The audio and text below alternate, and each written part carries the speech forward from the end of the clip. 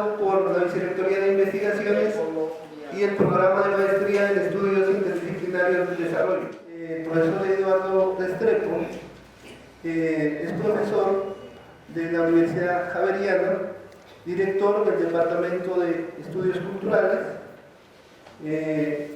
Con la Universidad del Cauca ha tenido muchas relaciones, ha sido profesor visitante del Departamento de Antropología, doctorado en Antropología, de nuestro programa de maestría en Estudios Interdisciplinarios del Desarrollo, y como conocemos, ha hecho muchísimas contribuciones respecto a varios temas, entre ellos lo que compete a este seminario, que es la teoría social crítica, a los estudios postcoloniales, a los estudios de la identidad.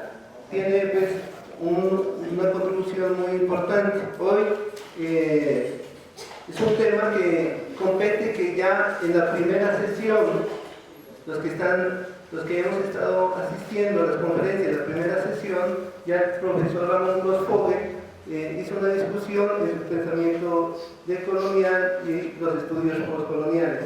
Hoy el profesor Eduardo profundizará y ampliará en esta perspectiva. Así que muchísimas gracias, Eduardo, bienvenido. Muchas gracias, Javier. Muchas gracias a la maestría y a la Universidad del Cauca por esta oportunidad de venir a hablar de uno de los pensadores que considero más importantes del siglo XX y por supuesto de lo que va corrido del XXI, que es Stuart Hall. Me gustaría empezar diciendo que el 10 de febrero de este año murió Stuart Hall.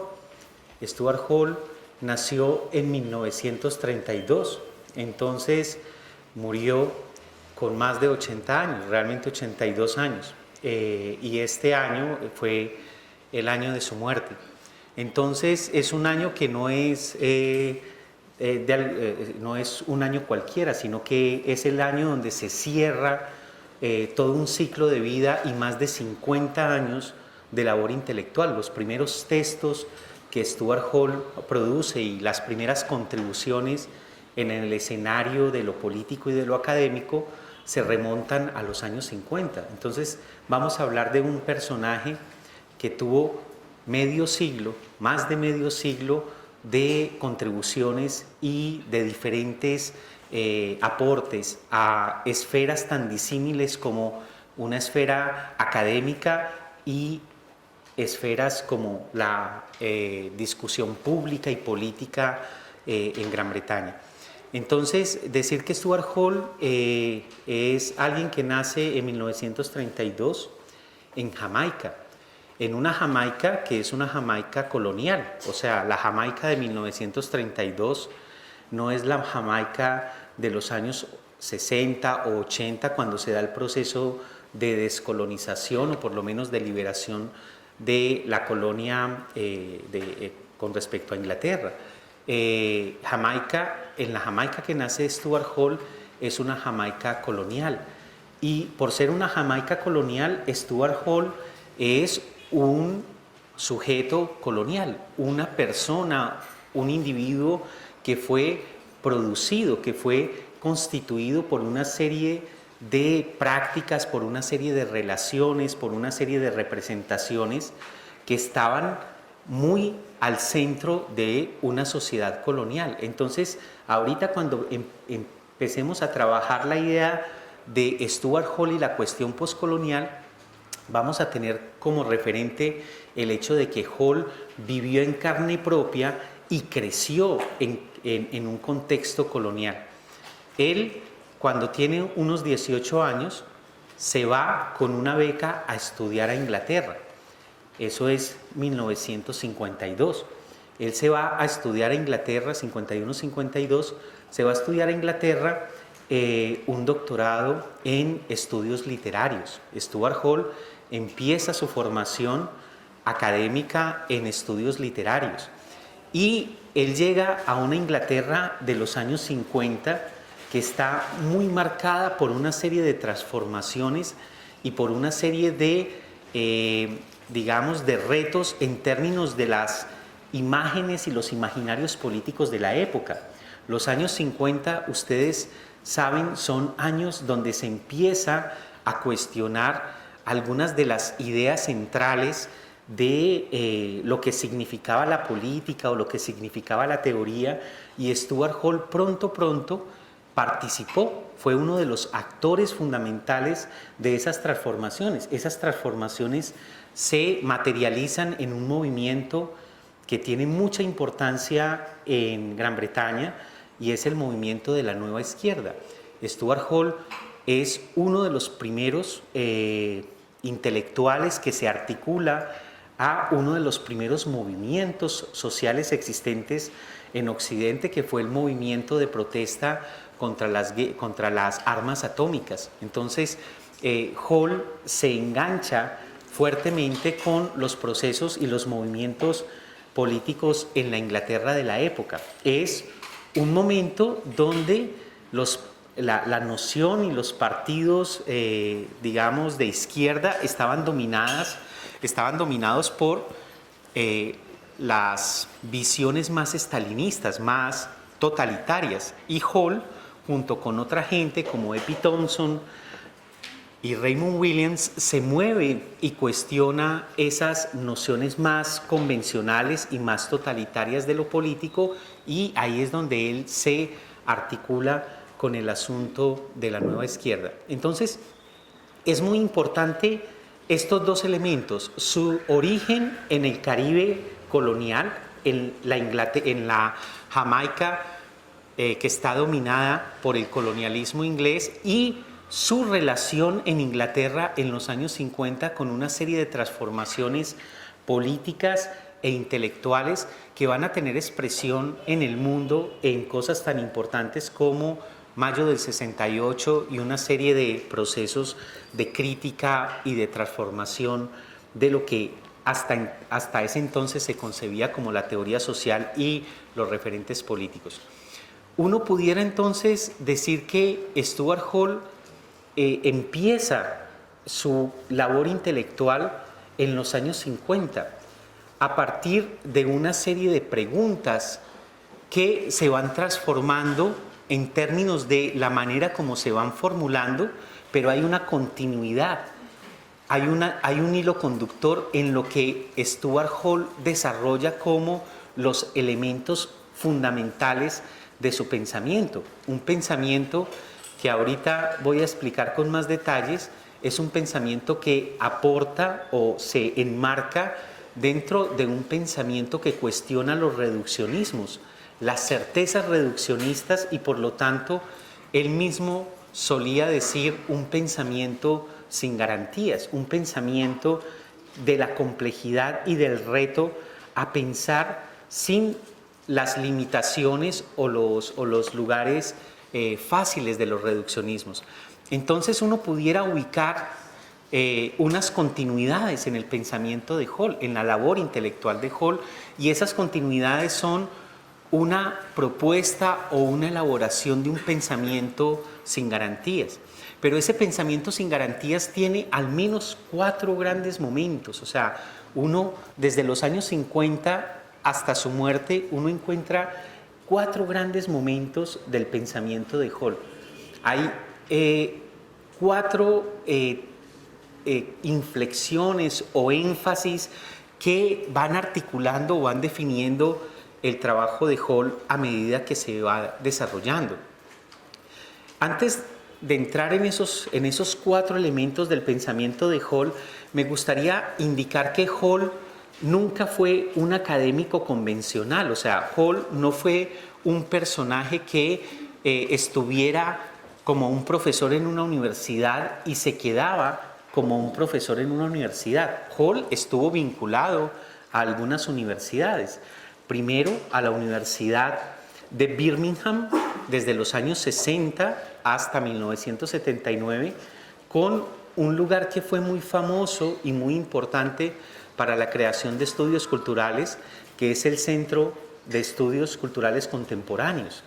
Él, junto con Hogarth, fueron los grandes artífices de este centro, y él participó en Birmingham, en esta universidad, pero él no se quedó solo en Birmingham, sino que había una serie de relaciones con movimientos y con procesos que estaban por fuera de la universidad. Él nunca escribió un libro entonces como suelen hacer los académicos y nunca estuvo produciendo artículos en función de revistas académicas para entrar como en una lógica de la producción académica. Hall siempre fue un intelectual y él solía decir alguien que va más allá de lo académico. Él no se concebía simplemente como un académico, sino como un intelectual.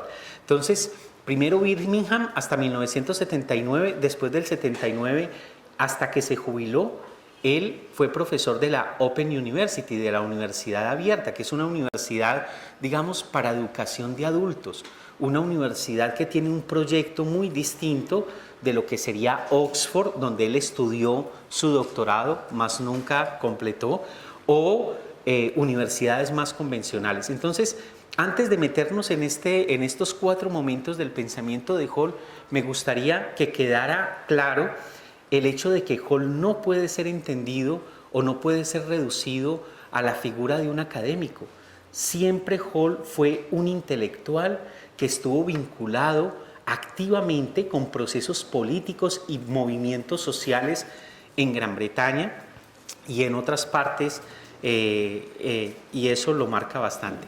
Bueno, ¿cuáles son los 4 momentos que uno puede ubicar en el pensamiento de Hall, en la labor intelectual de Stuart Hall? El primero es un momento que podríamos decirlo o llamarlo una elaboración de una teoría materialista de la cultura. O sea, el primer momento es desde los años 50 hasta los finales de los años 60, donde Stuart Hall, junto con otros autores, concretamente Raymond Williams, están tratando de elaborar una teoría materialista de la cultura en un contexto en el cual el pensamiento marxista dominante establecía que la cultura era una especie de reflejo de la base o de la infraestructura. Entonces, Raymond Williams y Stuart Hall estaban tratando de elaborar una teoría de la cultura que no la limitara o no la conduciera o no la estableciera como un simple reflejo o epifenómeno de la base o la infraestructura. En otras palabras, la cultura no es simplemente un epifenómeno de la economía. La cultura tiene unas características y tiene unos procesos que no se pueden reducir a ser simplemente reflejo de la dimensión económica, como el marxismo más ortodoxo de la época, lo que se llama el materialismo vulgar o el economicismo, estaba pregonando en los años 50 en la Inglaterra de esa época. Entonces, uno de los elementos fundamentales de ese primer momento de la labor intelectual de Stuart Hall fue cuestionar esas visiones reduccionistas, economicistas, que veían a la cultura como un asunto de un simple reflejo, de un asunto que estaba en la superestructura, que era un reflejo de la estructura. Esa elaboración se conecta con otra elaboración que es un cuestionamiento a los estudios literarios de los cuales Raymond Williams y Stuart Hall estaban vinculados. Para los estudios literarios de la época, la cultura era un asunto de alta cultura. O sea, la cultura era pensada simplemente como un asunto que pertenecía a las grandes producciones del espíritu humano. Entonces estaba alguna literatura, Shakespeare, o estaba algunas obras de la música o de la pintura, y eso era como se entendía la cultura desde esos estudios literarios que reducían la cultura a una dimensión textual y estetizante de la misma. Entonces, Stuart Hall empieza a desarrollar la idea de la teoría materialista de la cultura, por un lado cuestionando el economicismo del marxismo ortodoxo de la época, y por otro lado ampliando la idea de cultura no solamente a esa esfera de la alta cultura, sino entendiendo que la cultura tiene que ver con las prácticas, las relaciones y las representaciones que constituyen el mundo de lo social. Y ahí hay una obra muy importante, un trabajo muy importante, el de Richard Hogarth, que abre el campo de los estudios literarios a digamos, las prácticas y las condiciones de vida que se estaban dando con la transformación de la sociedad inglesa industrial de la posguerra. Es un libro que fue muy famoso, que en inglés se llama The Uses of Literacy, y ese libro es un libro que muestra cómo la cultura no es un asunto de un ámbito reducido al orden de la literatura, de la música, de las bellas artes, sino que la cultura debía ser entendida de una manera mucho más amplia. Entonces, el primer momento del trabajo de Hall está en un cuestionamiento de esos dos reduccionismos, el reduccionismo de la cultura como reflejo de la economía, como un simple epifenómeno de la economía, y el cuestionamiento del reduccionismo de la cultura a unas obras del espíritu humano, que sería el asunto de concebir la cultura como alta cultura. En ese sentido, en ese primer momento, Stuart Hall empieza a construir una teoría fundamental que lo va a marcar durante todo su trabajo, desde esa época hasta los últimos días de su vida. Y es una teoría que tiene que ver con tratar de comprender, tratar de elaborar una conceptualización de la determinación que no sea determinista. O sea, una teoría materialista de la cultura apunta a comprender que la cultura tiene unas condiciones materiales de existencia, hay unas determinaciones, que las cosas no pasan porque sí, que hay unos procesos históricos que implican ciertas tendencias y ciertas configuraciones, pero eso no significa que exista un determinismo. Entonces, Stuart Hall, desde este primer momento de una teoría materialista de la cultura, se embarca en tratar de entender una determinación no determinista. Esto es, cuestionar el reduccionismo y el determinismo de muchas teorías en boga en la época, pero no abandonar la idea de que hay una conexión, hay una articulación, hay una tendencialidad histórica que tenemos que considerar. Entonces, esa idea de una determinación no determinista es la que va a producir uno de los conceptos fundamentales de Stuart Hall, es el concepto de articulación. O sea, el concepto de articulación nace, él lo retoma de Ernesto Laclau y lo conceptualiza posteriormente, nace en ese intento, en ese ejercicio de tratar de entender cuáles son las determinaciones de los procesos sociales, pero son determinaciones que no están garantizadas, que no están definidas de antemano, que no son únicas ni tienen una única articulación. Entonces está la noción de una determinación no determinista, y ahí él recoge uno de los conceptos más importantes de Althusser, que es el de sobredeterminación. Este primer momento, el momento de una teoría materialista de la cultura, es el momento de los 50, a finales de los 60, donde Stuart Hall está trabajando varias temáticas.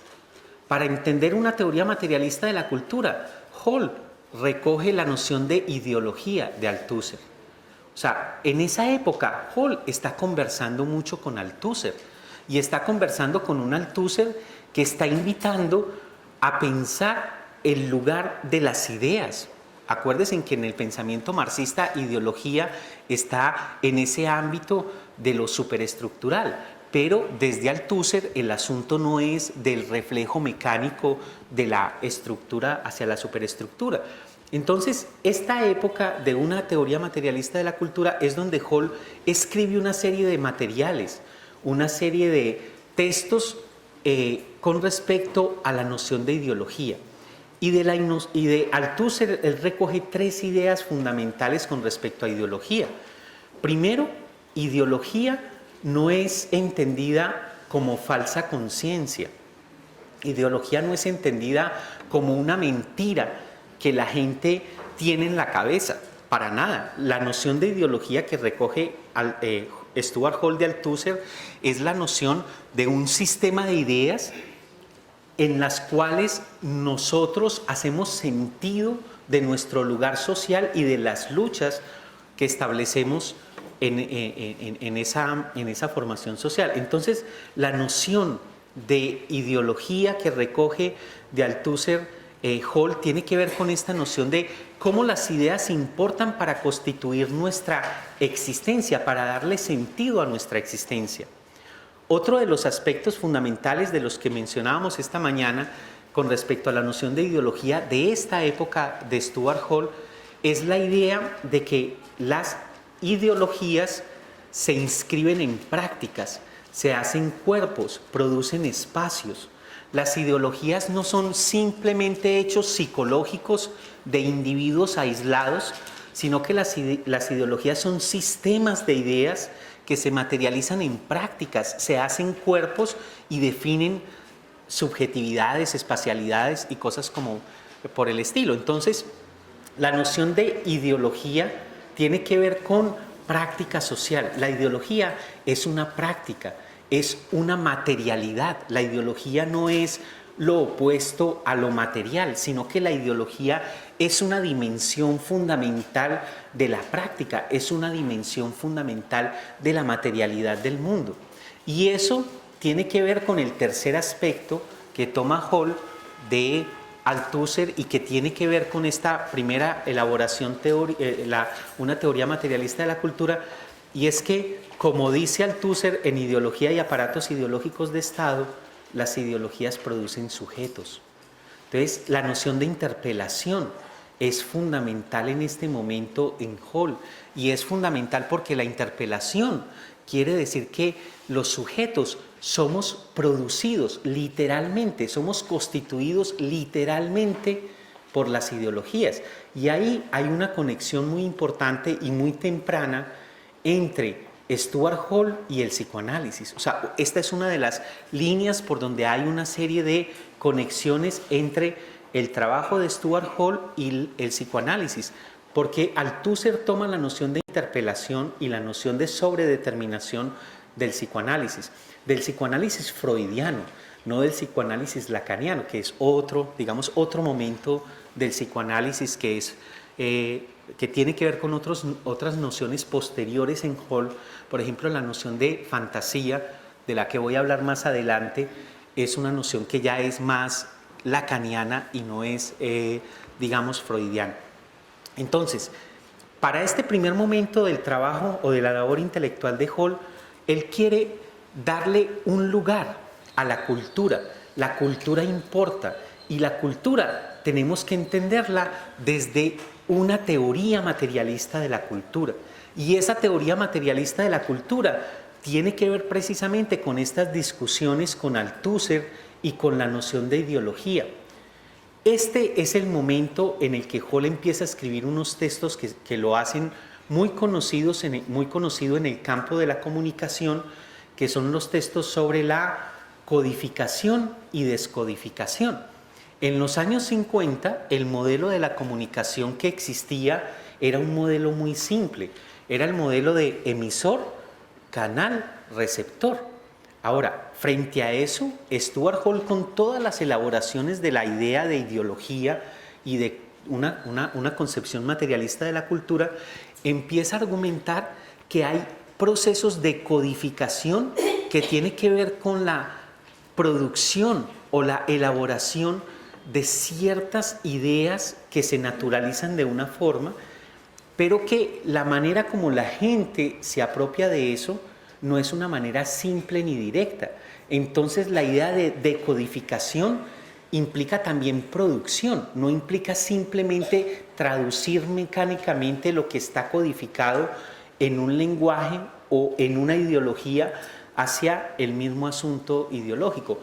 todo esto de la codificación de codificación son textos tempranos de los años 60 que él trabaja en el contexto de una de las primeras expresiones o trabajo de la etnografía de las audiencias que se dieron en el temprano campo de la comunicación. Entonces, esos años 50, 60, uno encuentra artículos donde está la problemática de la ideología, de los medios de comunicación a la luz de esta lógica de la codificación de codificación, y hay algunos tempranos textos donde Hall habla de la raza y el racismo. Ese es el primer momento. El segundo momento, a mí me gusta llamarlo la inflexión gramsciana. O sea, el segundo momento de Hall tiene que ver con el impacto que Gramsci produce en Hall y en la gente con la que él estaba trabajando ya en el Centro de Estudios Culturales Contemporáneos en Birmingham. Recuerden que el centro se crea en 1964 y se crea por Richard Hogarth, y Richard Hogarth se va en una comisión a la UNESCO y deja como director encargado a Stuart Hall en 1968.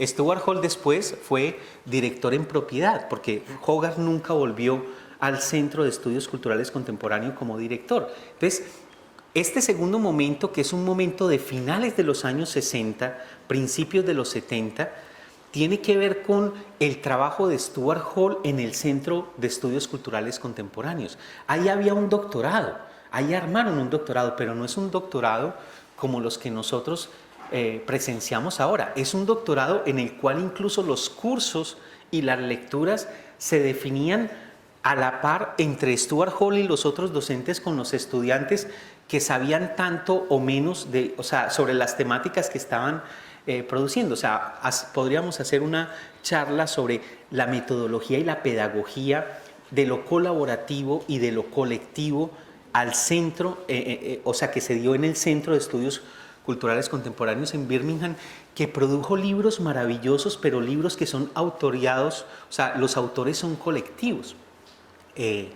Entonces, ese segundo momento es el momento de la inflexión gramsciana y tiene que ver ya con la labor de Stuart Hall al frente del Centro de Estudios Culturales Contemporáneos. Gramsci, como ustedes saben, es un autor, es un personaje que escribió mucho de su obra en la cárcel. Incluso los materiales más conocidos de Gramsci se llaman cuadernos de la cárcel. Y esos cuadernos de la cárcel, en la edición que tenemos en castellano, la edición más completa, son 6 volúmenes que son borradores, son notas que él estaba tomando para después escribir cosas en limpio. Entonces, son elaboraciones en bruto.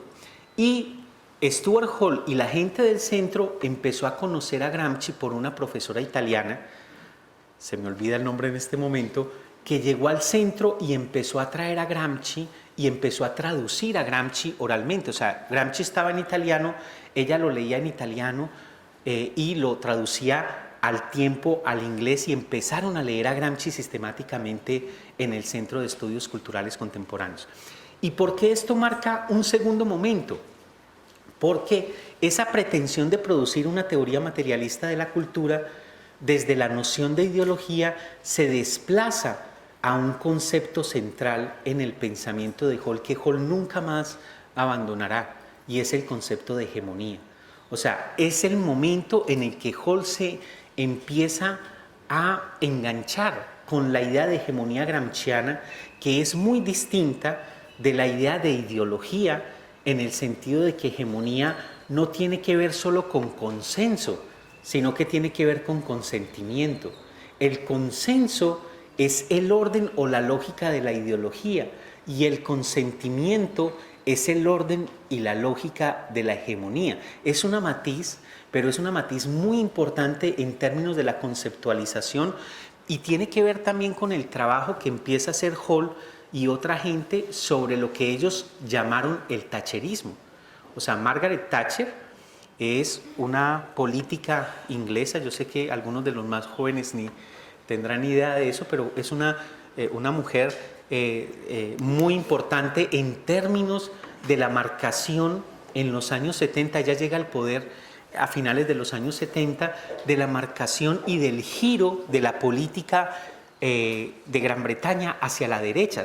A ella se la concibe como parte de los neoconservadores y ella produce una lógica muy particular de la articulación de lo que después se llama neoliberalismo con un nacionalismo muy específico, y eso tiene que ver con las guerras de la guerra de las Malvinas y otra serie de cosas. Pero el punto es que Stuart Hall empieza a leer a Gramsci a la luz de la problemática del ascenso del thatcherismo, esto es, del ascenso y del corrimiento de una sociedad donde el estado de bienestar empieza a ser desmontado, donde ciertas concepciones de derechos y de políticas empieza a ser desmontado a la luz del posicionamiento de un proyecto que no es simplemente un proyecto de ganar elecciones, sino de transformar el sentido común de la gente en Gran Bretaña y después de la gente en el mundo, porque ella se liga con Reagan y eso tiene que ver con un giro hacia la derecha y hacia el neoliberalismo en el mundo en general, lo que Stuart Hall y otros denominaron los nuevos tiempos, o lo que alguna gente denomina ahora globalización. Entonces, el segundo momento de Stuart Hall tiene que ver con la apropiación, la lectura de Gramsci. Eso no significa que se abandonó Althusser, eso no significa que se abandonó las pretensiones de conceptualizar una teoría materialista de la cultura. Lo que quiere decir es que Gramsci viene a potenciar con sus categorías, con sus planteamientos, las elaboraciones que se están desarrollando en Hall y otros en ese momento.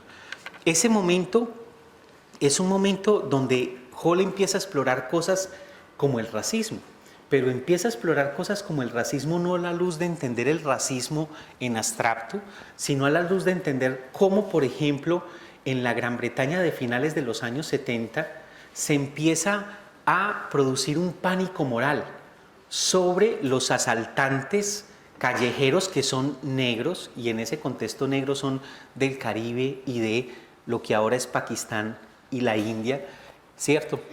Que están asaltando a la gente en la calle, y todo ese pánico moral se liga precisamente a una racialización que implica todo un proceso de posicionamiento de un nacionalismo neoconservador que encarna o que expresa Margaret Thatcher. Entonces, es el momento de un libro muy famoso y muy importante que es colectivo, que es Policing the Crisis. Ese nunca ha sido traducido al castellano. Es un libro colectivo donde Hall, junto con otros colegas y estudiantes del Centro de Estudios Culturales Contemporáneos, analizan cómo desde un hecho concreto, como el escándalo sobre los crímenes de gente que viene de afuera, que son negros, producen una racialización y producen un nacionalismo que permite el posicionamiento de Margaret Thatcher y de eso. Entonces esos son años 70, es Gramsci, ese es el segundo momento.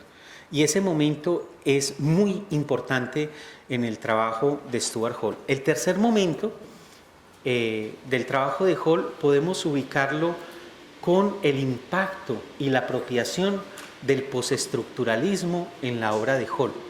Y ojo que Hall nunca dejó de ser o nunca dejó de operar en una problemática marxista, pero Hall nunca fue un marxista convencional.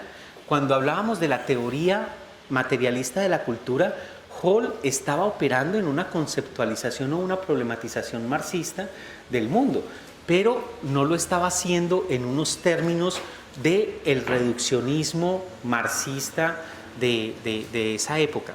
Entonces no podemos ver estos momentos como que Hall primero fue marxista y ahora es postestructuralista, no.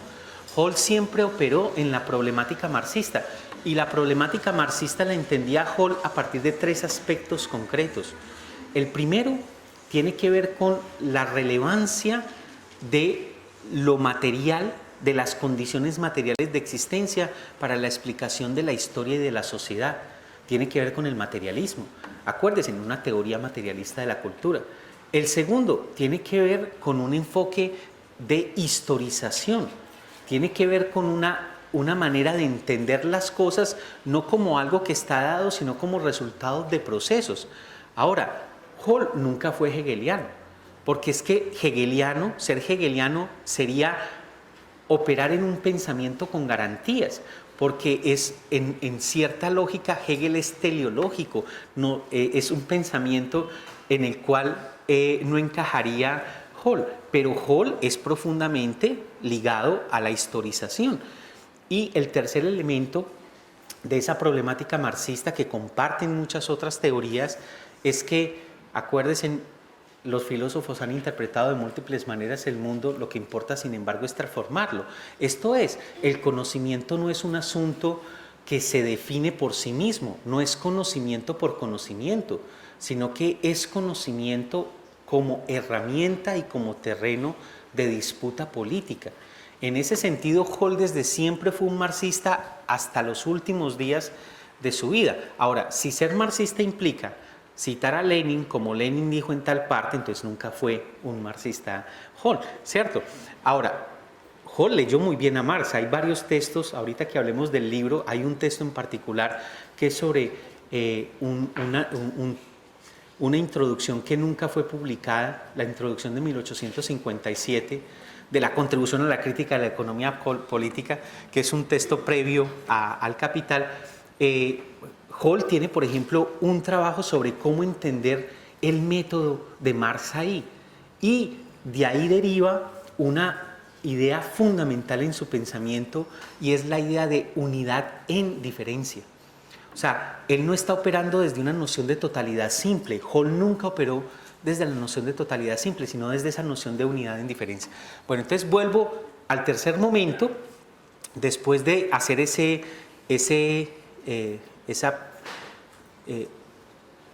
punto de que Hall no es que se volvió postestructuralista después y abandonó lo que era antes. Él no es un pensador de etapas, sino un pensador que va operando desde ciertas problemáticas. El postestructuralismo en Hall tiene dos nombres centrales y dos categorías fundamentales. Los nombres centrales, pues, son Foucault y Derrida. Y las dos categorías centrales que se apropia Hall en los años 80 y que fueron muy importantes para lo que él hace durante los años 80 es la noción de discurso y la noción de différance. Esos son las dos categorías centrales desde las cuales Hall empieza a trabajar una serie de temáticas que son las temáticas por las cuales empieza a ser reconocido Hall en el ámbito académico. Hall ya era reconocido en el ámbito político como el editor de la revista de la Nueva Izquierda, que hasta hoy se mantiene, fue el primer editor y fue uno de los personajes más constantes en ese asunto. En el campo académico a Hall se lo empieza a reconocer por sus contribuciones a la teoría de la identidad y a la teoría de la representación. Y ojo que aquí representación no es esa noción de representación metafísica. Enseguida hablo de eso porque alguna gente entiende esa noción de representación como una categoría muy distinta de lo que está planteando Hall. Entonces, el tercer momento con el postestructuralismo llega con la apropiación de Hall de Michel Foucault y de Derrida, y con la noción de discurso y de différance. Los elementos que valdría la pena resaltar sobre ese momento es que para Hall la noción de discurso produce un giro en todo lo que significa el análisis de lo social.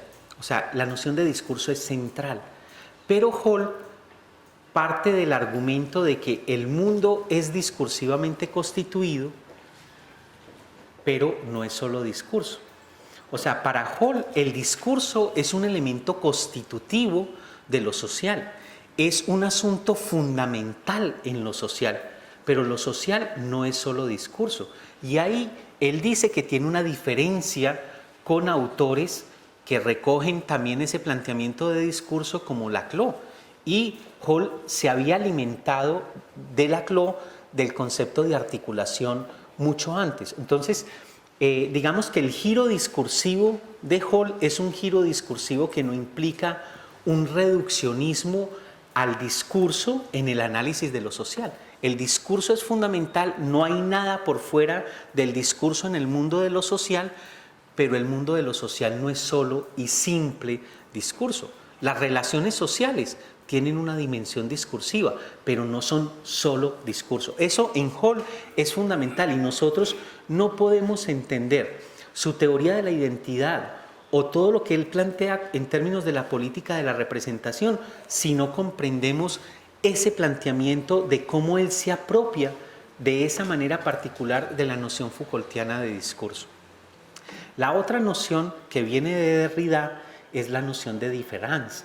Y otra, con eso de bajo tachadura, pero simplemente hablemos de la noción de différance. Différance es una palabra que crea Derrida para juntar o para producir un concepto que no solamente es diferencia, sino también diferir.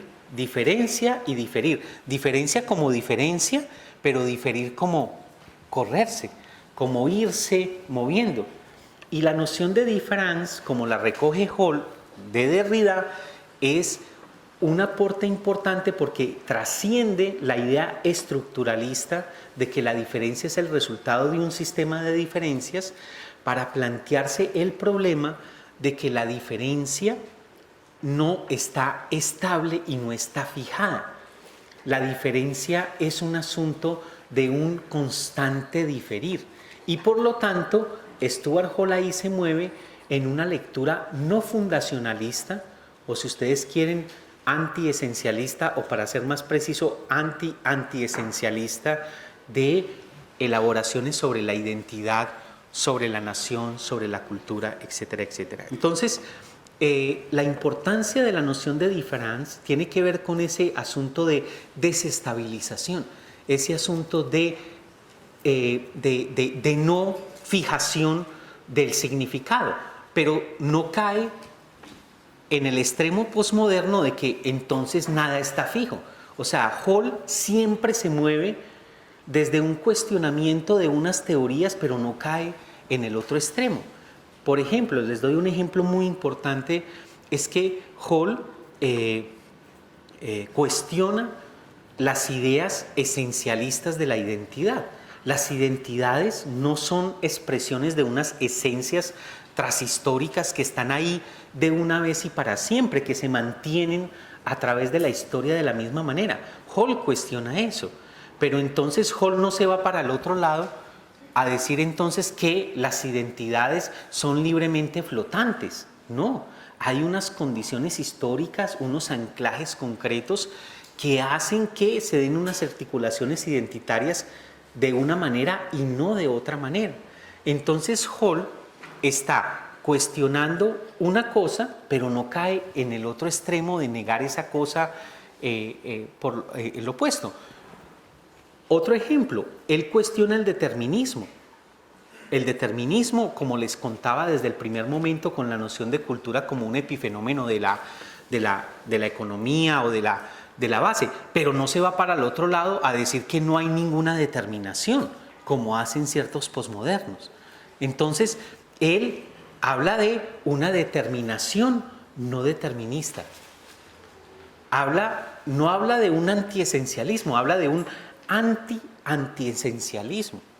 Es más, Hall se mueve en una cosa, en términos epistemológicos, que se los voy a plantear de esta manera, no más para dejarlo ahí y de pronto podemos profundizar más adelante, es que el pensamiento determinista es un pensamiento que tiene dos formas, que es el pensamiento con garantías.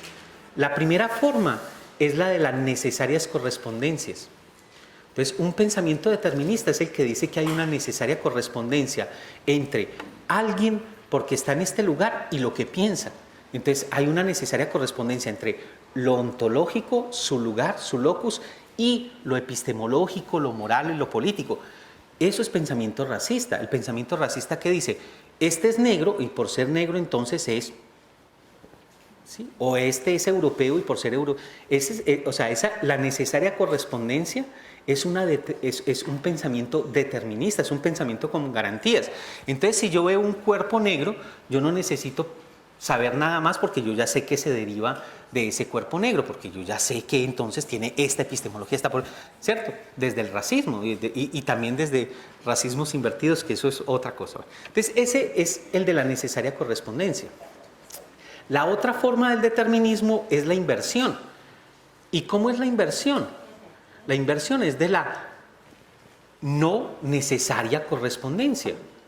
O sea, necesaria correspondencia, esto necesariamente tiene que vincularse con esto.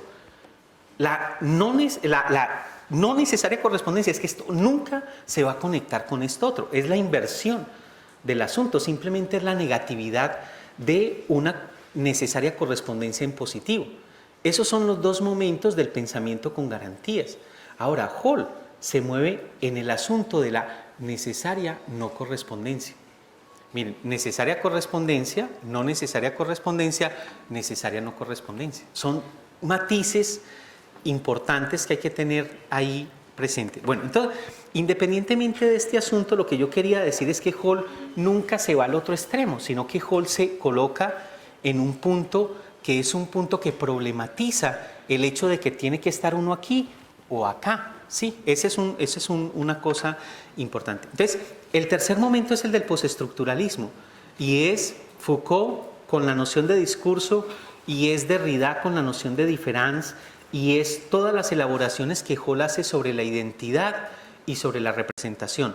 Sobre la identidad podemos decir que Hall se mueve en una lectura que va a estar inspirada en un concepto que va a tomar mucha fuerza en el cuarto momento, que es el momento de que supuestamente vamos a hablar, pero yo creo que no va a quedar mucho tiempo para eso, que es el momento de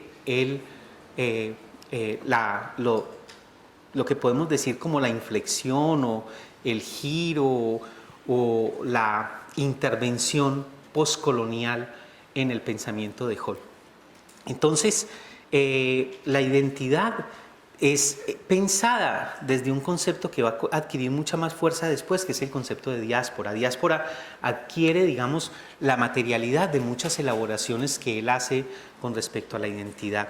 Y lo de representación tiene que ver con el asunto de no solamente la forma como concebimos el mundo es una forma de estar en el mundo, sino una forma de disputar el mundo. La noción de representación en Stuart Hall es una noción que pasa por relaciones de poder. O sea, no es la noción psicologista, ni es la noción ingenua de representación. Ni siquiera la noción de Hall de representación es aquella noción que plantea la teoría de la transparencia del mundo con respecto a la representación. Hall, en su conceptualización de la representación, está pensando la representación como había pensado antes la noción de ideología y como pensó después la noción de hegemonía. Representación encarna las discusiones y las elaboraciones que Hall hizo sobre ideología y sobre hegemonía. Nosotros, para entender el concepto de representación en Hall, tenemos que entender esas discusiones con respecto a Gramsci, con respecto al Althusser y las desmarcaciones que Hall hace con respecto a esos pensadores. No me voy a meter en detalle aquí en esas cosas y voy a saltar al cuarto momento, que es el momento supuestamente de esta charla, que es los años 90. Los años 90 para Hall son muy importantes en términos de las temáticas que empieza a trabajar y de los autores que empieza a referir. Hall empieza a referir a autores como Edward Said. Edward Said, que es un autor fundamental en lo que se conoce como los estudios postcoloniales o la teoría postcolonial. Edward Said escribe un libro que es seminal, ahí sí la palabra de seminal con toda la fuerza que tiene, es seminal, es el libro de orientalismo. Con ese libro, con ese libro, Edward Said, que era alguien de Pakistán, que creció en los Estados Unidos, en Nueva York, que era alguien de estudios literarios y que transformó muchos de las concepciones mismas de la teoría social basado en Foucault y en Gramsci. O sea, la introducción de orientalismo de Edward Said dice este libro de pensar al orientalismo como un régimen discursivo se funda en Foucault y se funda en Gramsci. Entonces, también Hall comparte con Edward Said estos bagajes de autores y de referentes que estaban en los años 70, principios de los 80 en el escenario. Entonces, para los 90 Edward Said empieza a ser citado mucho por Stuart Hall. Hay un artículo en particular que se llama Occidente y el resto, publicado en 1992 en una colección que Stuart Hall fue el editor y fue uno de los coautores, y esa colección se llama Formations of Modernity, formaciones de modernidad. O sea, Hall estaba pensando en los 90, estaba pensando el problema de la modernidad, y en este artículo donde cita mucho a Said y dice, es Said el inspirador y el referente teórico desde el cual voy a trabajar, argumenta que hay que complejizar y completar el argumento de Said con la idea de que Occidente y el resto es una formación discursiva. Occidente se constituye al producir una fuera, que es el resto. Y esa producción de la fuera, que es el resto, es lo que define una distinción ontológica radical entre Occidente y el resto, y esa distinción ontológica radical tiene que ver con un proyecto donde la modernidad define, y cito literalmente, un lado oscuro. ¿Eso le suena a algo que dicen por ahí algunos personajes ahora? El lado oscuro es precisamente ese resto que está producido como exterioridad de la modernidad y que hace parte de una formación discursiva que no solamente es epistémica, porque no es solamente, para usar a Levi-Strauss, buena para pensar, es buena para gobernar, es buena para colonizar. El colonialismo y lo que vamos a ver como el poscolonialismo están fundados en esa formación discursiva que produce a Occidente y al resto. Entonces, uno de los autores de los años 90, de este momento en Hall, que es el momento del poscolonialismo, es Edward Said. Otro autor que cita fuertemente Hall en esta época es un personaje que también hemos visto muy mencionado últimamente, y es Frantz Fanon. Frantz Fanon es un personaje maravilloso de Martinica, que afortunadamente se murió muy joven, porque donde se hubiera muerto después y nos hubiera escrito 2 o 3 libros más de los que escribió, él dejó 2, nos hubiera dejado muy emproblemados. Escribió 2 libros, estoy hablando de Frantz Fanon, escribió pues libros, así como libros, el de Piel Negra, Máscaras Blancas, y el de Los Condenados de la Tierra. Entonces, en los años 90 uno encuentra que Hall menciona fuertemente a Fanon, y hay un artículo muy particular que está publicado en el libro que vamos a presentar ahorita, si su paciencia aguanta. Es un artículo que se llama El espectáculo del otro. El espectáculo del otro también es un texto que Hall escribe para estos libros que él edita en la Open University. El espectáculo del otro es de 1997, o sea, el de Occidente y el resto es publicado en el 92. El espectáculo del otro es de 1997, y es un libro que está tratando de dar cuenta de diferentes aspectos de la modernidad por diferentes autores. Hall lo edita con otros autores, y el capítulo que él escribe, además de la introducción, es este capítulo, el del espectáculo del otro. Y en este capítulo, donde se refiere mucho a Frantz Fanon, lo que está mostrando el espectáculo del otro es la racialización de un otro, que por lo tanto implica una naturalización de su inferioridad en el marco del discurso colonial. Y entonces, en ese artículo, que en inglés es muy amplio, con ejemplos, fotografías, etcétera, etcétera, la versión en castellano está muy recortada en términos de imágenes y cosas así, porque no podíamos darnos el lujo de que ese artículo saliera en ese tono, porque es un tono muy pedagógico también, como lo es el artículo de Occidente y el resto. Tiene preguntas y todo, y cuestionarios y todo. O sea, estamos pensando en la Open University y en libros de texto para la Open University. En ese texto de Occidente y el resto, Hall hace análisis, por ejemplo, de cómo estaba la publicidad de los jabones en el periodo colonial inglés, y entonces cómo el asunto del jabón implicaba toda una lógica racializante y una lógica inferiorizante de ciertas poblaciones.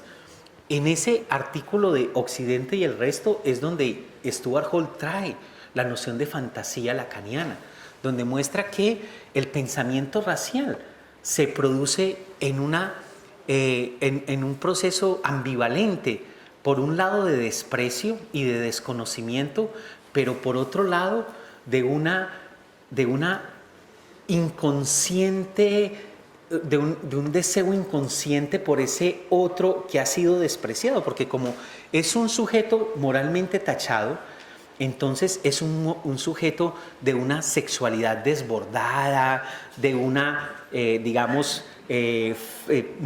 unos corporalidades que trascienden el recato del colonial. Entonces ahí está toda esa imagen de que los negros son sexualmente muy poderosos. Entonces Hall trabaja la idea es esa idea de la racialización, por un lado como una inferiorización, pero por otro lado como un deseo no confesado de ser como ellos, no poder ser como ellos, de un fracaso y una frustración de no poder ser así. Es todo lo que Stuart Hall trabaja en este texto, y lo trabaja desde análisis no solamente del jabón, sino también de el material, digamos, audiovisual existente en la época, de las películas, de una serie de representaciones en las revistas, en la literatura, ¿sí? Que hace parte de lo que podemos denominar con Edward Said la imaginación colonial. Entonces, lo que hace Hall es mostrar cómo esa imaginación colonial está profundamente vinculada a la producción de unos otros racializados como sujetos morales, tachables, naturalmente inferiorizados de Occidente. Entonces, ese texto tiene que ver mucho con Fanon y con todo el trabajo de esta racialización.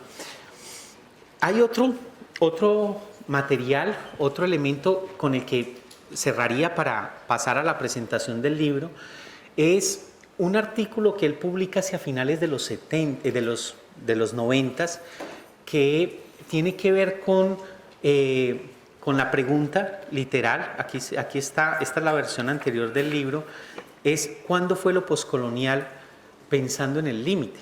Este es un artículo donde Stuart Hall hace un recuento crítico por los aportes de los estudios poscoloniales y revisa y cuestiona algunas de las críticas más obvias o más visibles que se han hecho a los estudios poscoloniales en la época. Varias cosas para resaltar con este artículo, y ahí vemos ese último momento en términos del pensamiento de Hall, que es el momento, digamos, de una problematización de Europa y del eurocentrismo como elementos constitutivos de la teoría social y de la teoría política contemporánea.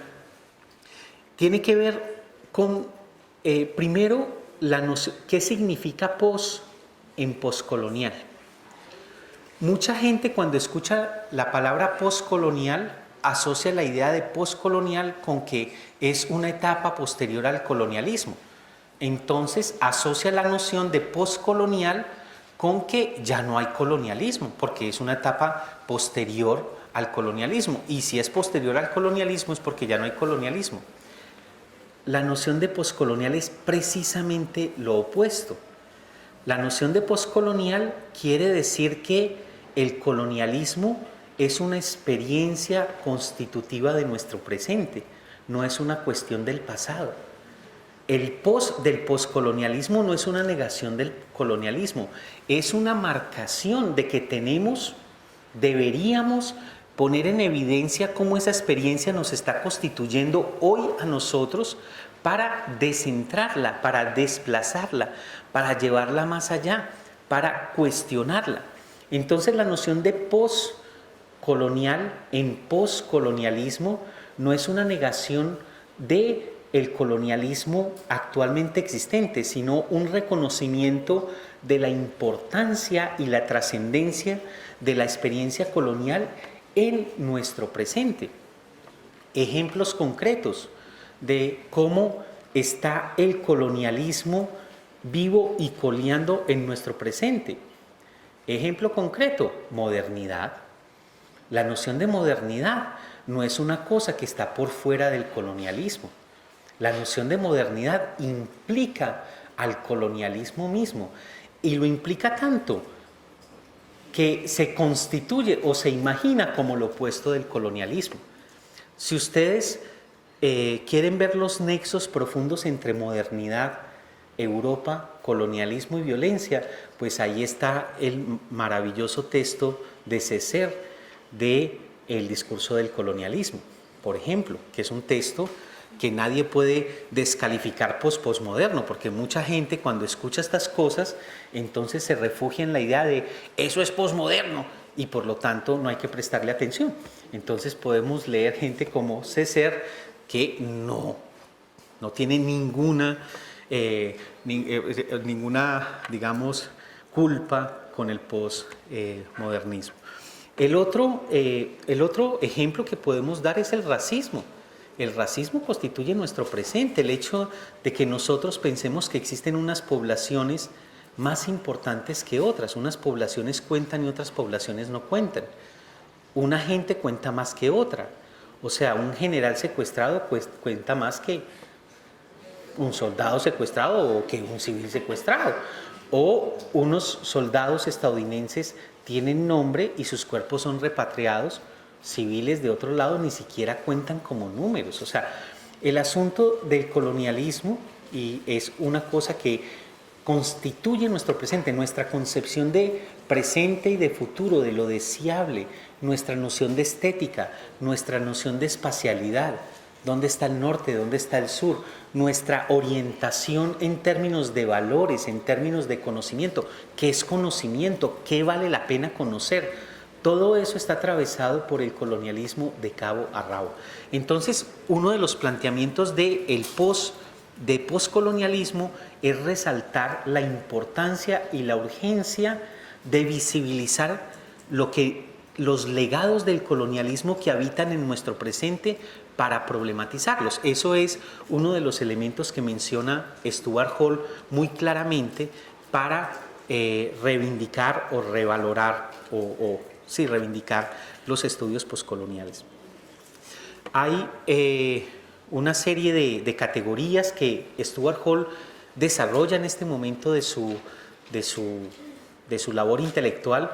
Les mencionaba la de diáspora, o sea, Hall en los años 90 trabaja mucho con la noción de diáspora y la noción de diáspora en Hall se opone a la idea de diáspora de mucha gente. O sea, esa noción de diáspora como una continuidad, como una garantía histórica, como una homogeneidad, es precisamente lo que Hall no está entendiendo por diáspora. Para Hall, diáspora implica dislocación y dislocación implica invención.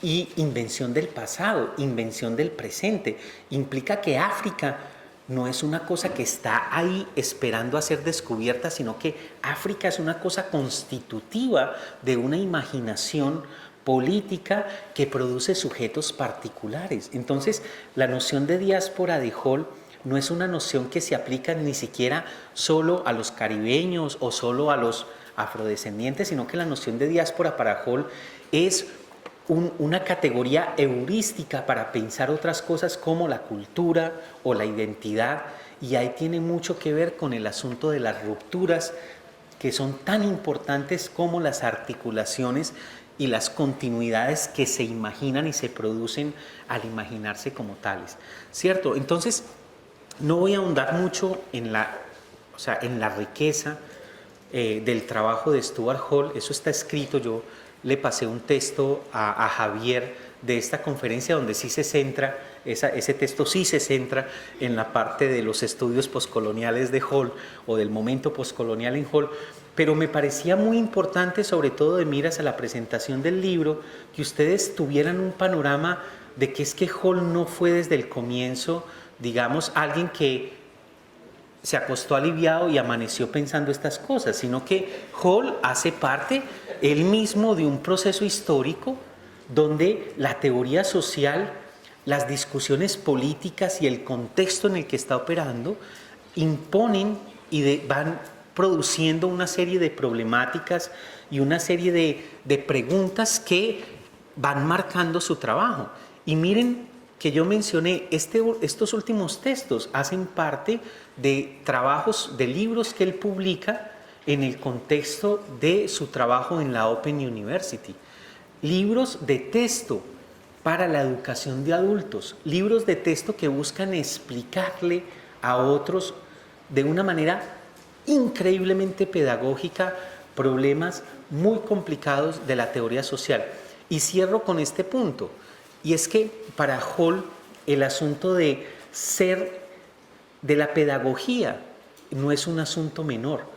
El ser claro, el ser entendible, el poder comunicarse con nosotros hace parte de una concepción de lo intelectual y de la teoría que cuestiona muchas ideas de que lo intelectual y la teoría tiene que ser una cosa solo para iluminados y solo para un pequeño grupo de personas que manejan códigos herméticos que no pueden ser objeto de disputa, de intervención y de problematización desde grandes audiencias. Para Hall, lo intelectual es un proyecto político y eso se refleja en el gesto pedagógico de cómo escribía y de cómo hablaba para conectarse, para escuchar y para interpelar a gente que él consideraba sus pares. Entonces, yo dejaría aquí esta parte para pasar a la parte de la presentación de los libros.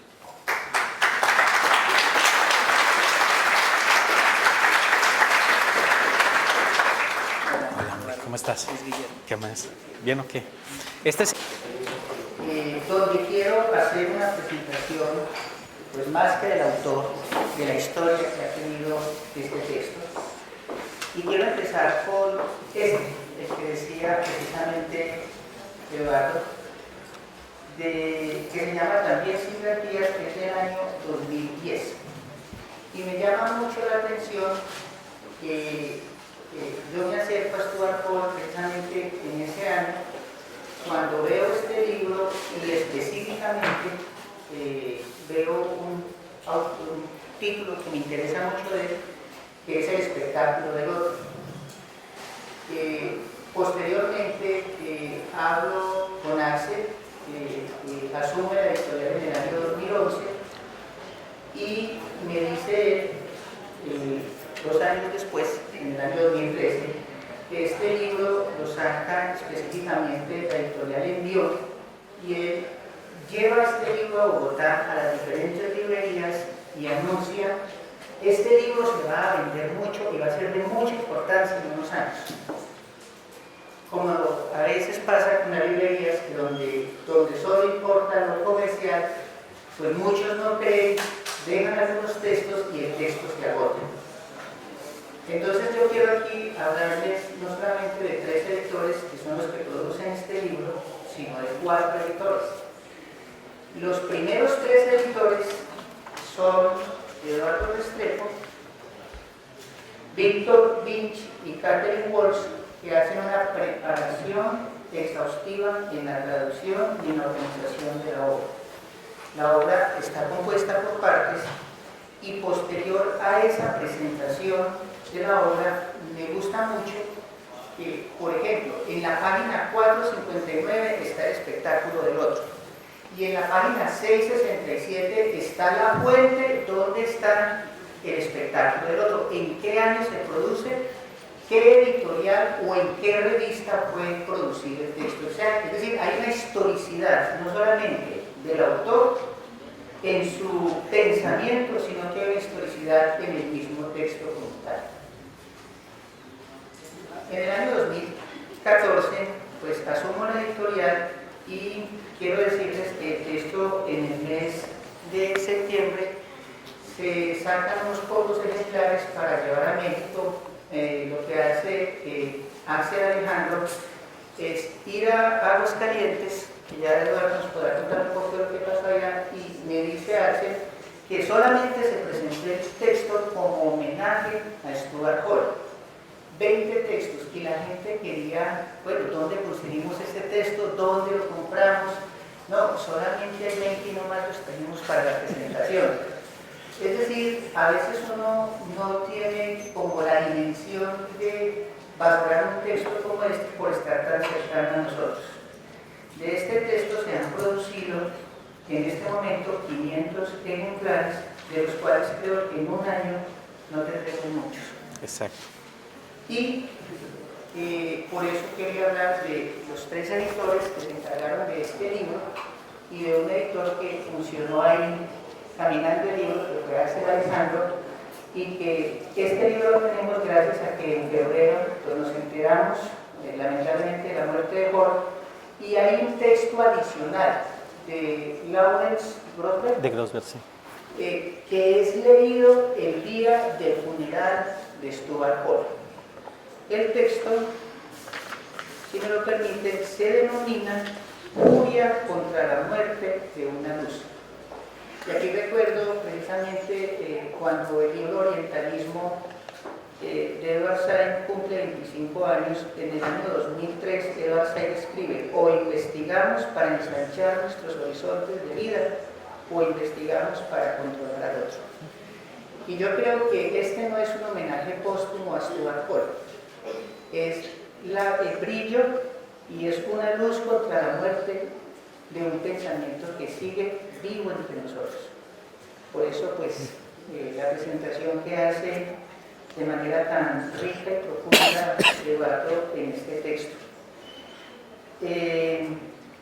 El texto tiene un costo de 70,000 pesos, sin embargo, para los profesores, los estudiantes, tiene un descuento del 30%, o sea, de 50,000 pesos, que ustedes pueden realmente acercarse a la editorial, conseguir el texto. Aquí trajimos solamente 12 ejemplares, de los cuales 3 son para el editor. Uno de los editores que produjo el texto, los otros se han enviado a Quito y específicamente a Perú. Entonces, sea bienvenido este texto entre nosotros. Gracias a ustedes como editores, gracias a Alejandro Rojas, y bueno, creo que lo que hay aquí no es solamente un reconocimiento a los autores, a los editores de Stuart Hall, hay sobre todo un respeto a los lectores. O sea, que hay un respeto a ustedes por la manera como está editado el libro. Si usted quiere ver la fuente, que está la fuente del texto, ver la manera tan cuidadosa que yo, de hecho, cuando se revisaba este texto, ya lo teníamos listo para impresión, y llega un correo de Eduardo Restrepo: un momentito, necesitamos corregir nuevamente el texto, y eso hizo que tuviera una revisión ampliada y documentada del texto. Son 685 páginas, las cuales se leen por periodos o posible apetencia de acuerdo a la disciplina que esté manejando cada uno de los lectores. Pues quiero dejar ahí un aplauso para ti.